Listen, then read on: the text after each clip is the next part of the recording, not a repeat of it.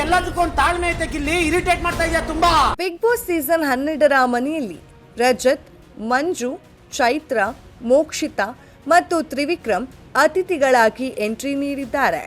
ಈ ಸೀಸನ್ನ ಸ್ಪರ್ಧಿಗಳು ಬಿಬಿ ಪ್ಯಾಲೇಸ್ ಸಿಬ್ಬಂದಿಗಳಾಗಿ ರೂಪಿಸಿರುವ ಕಾರಣ ಅತಿಥಿಗಳಿಗೆ ಉತ್ತಮ ಸೇವೆ ನೀಡುವುದರ ಮೂಲಕ ಅವರು ಪಡೆಯುವ ಹಣವೇ ಕ್ಯಾಪ್ಟನ್ಸಿ ಟಾಸ್ಕ್ಗೆ ಆಯ್ಕೆಯಾಗುವ ಮಾರ್ಗ.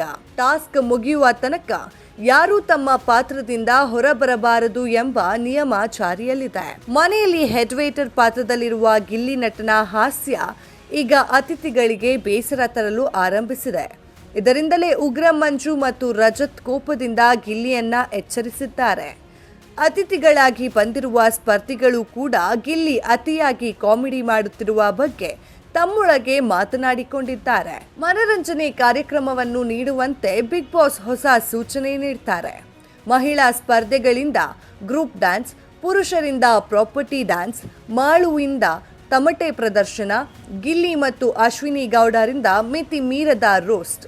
ಆದರೆ ರೋಸ್ಟ್ ಮಾಡುವ ಸಂದರ್ಭದಲ್ಲಿ ಗಿಲ್ಲಿ ಮತ್ತೆ ಅಳತೆಯಾಚೆ ಹೋಗುತ್ತಾರೆ.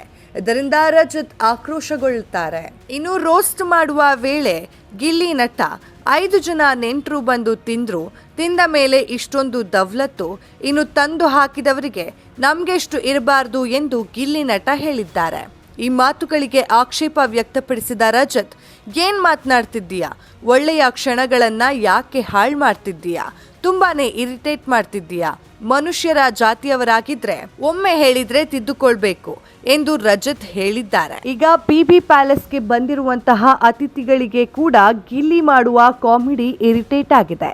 ಇನ್ನು ಗಿಲ್ಲಿ ನಾಮಿನೇಟ್ ಆಗಲು ಕೂಡ ಅವರು ಮಾಡುತ್ತಿರುವ ಕಾಮಿಡಿ ಸಾಕಷ್ಟು ಜನರ ಮನಸ್ಸಿಗೆ ನೋವು ಮಾಡಿದೆ ಎಂದು ಈಗಾಗಲೇ ಬಿಗ್ ಬಾಸ್ ಮನೆಯಲ್ಲಿ ಸಾಕಷ್ಟು ಬಾರಿ ಗಿಲ್ಲಿ ನಟ ನಾಮಿನೇಟ್ ಆಗಿದ್ದಾರೆ. ಇನ್ನು ಇವರ ಅತಿಯಾದ ಕಾಮಿಡಿ ಇವರಿಗೆ ಮುಳ್ಳಾಗತ್ತಾ? ಬಿಗ್ ಬಾಸ್ ಮನೆಯಲ್ಲಿ ಗಿಲ್ಲಿ ನಟನ ಮೇಲಿರುವಂತಹ ಅಭಿಪ್ರಾಯ ವೀಕ್ಷಕರಲ್ಲಿ ಚೇಂಜ್ ಆಗತ್ತಾ?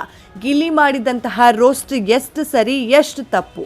ಇನ್ನು ಬಿಗ್ ಬಾಸ್ ಮನೆಯಲ್ಲಿ ಗಿಲ್ಲಿ ನಟನ ಕಾಮಿಡಿ ಹೇಗೆ ವರ್ಕ್ ಆಗತ್ತೆ, ಹೇಗೆ ವರ್ಕ್ ಆಗಲ್ಲ ಅನ್ನೋದರನ್ನ ಕಮೆಂಟ್ ಮಾಡುವ ಮೂಲಕ ತಿಳಿಸಿ. ಮತ್ತಷ್ಟು ಬಿಗ್ ಬಾಸ್ ಅಪ್ಡೇಟ್ಸ್ಗಾಗಿ ಫಾಲೋ ಮಾಡಿ ಫಿಲ್ಮಿ ಬೀಟ್ ಕನ್ನಡ.